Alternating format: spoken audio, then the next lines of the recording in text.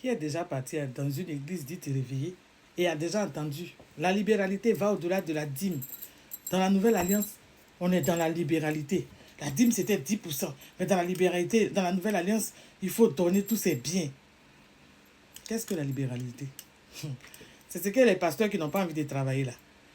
D'accord? Ceux qui ont décidé de mettre la fainéantise et montrer comme modèle c'est-à-dire que du peuple de Dieu. Et comme modèle, quand doit montrer à l'humanité que Christ là, c'est la fainéantise. Pourtant, Jésus même travaillait là. C'est ce qu'il raconte à leurs fidèles. Après, c'est pour venir dire que tu es venu t'asseoir dans mon temple ici, la salle en paye. Qui t'a envoyé?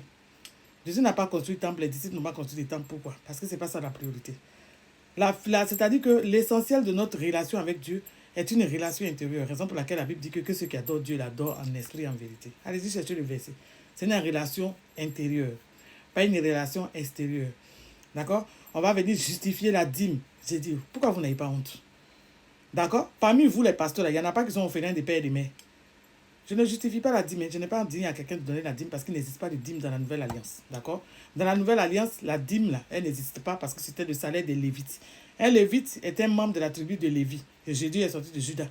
Ok? J'ai déjà mis une vidéo qui en parle. Ce n'est pas le but de ma vidéo. Aujourd'hui, je viens parler de la libéralité. Qu'est-ce que la libéralité? La libéralité désigne une disposition d'esprit généreuse et désintéressé. D'accord? Donc, la libéralité, disposition d'une disposition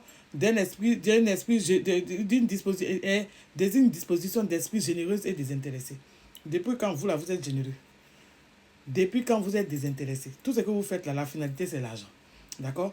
Oui, quand un pasteur meurt là, c'est sa famille est laissée pour compte. Mais quand un pasteur est là sur la terre et puis il ne veut pas travailler là, c'est ce qu'il va laisser à sa famille, l'héritage là. C'est ça? D'accord? Quand tu passes tout ton temps, au lieu d'assurer les arrières de tes enfants, en travaillant, en mettant ton argent de côté, que tu penses que tes fidèles vont donner, et puis c'est ça qui va assurer la pérennité de ton espèce, c'est toi qui vois. Donc vous travaillez aujourd'hui pour vous servir au lieu de servir Dieu. Ok? Et c'est pour ça que vous pondez des hérésies, des conneries, parce que tout ce que vous voulez, c'est l'argent. Votre appel là, vous avez payé combien? Toujours on vous demande le prix, vous ne donnez pas. Jésus est venu accomplir le sacrifice suprême. Dieu lui a donné quoi en matière d'argent? Quelqu'un qui laisse son travail. Dieu a envoyé quelqu'un de laisser son travail. Dieu a demandé à quelqu'un dans la nouvelle alliance de laisser son travail pendant que lui-même Jésus était charpentier. Quelqu'un dit que quand Jésus a commencé son ministère, il a arrêté de travailler. Vous là même, vous faites pitié. D'accord? Vous faites vraiment pitié. À cause de vous, le modèle que vous donnez de la religion chrétienne aux jeunes générations, là, c'est la fainéantise.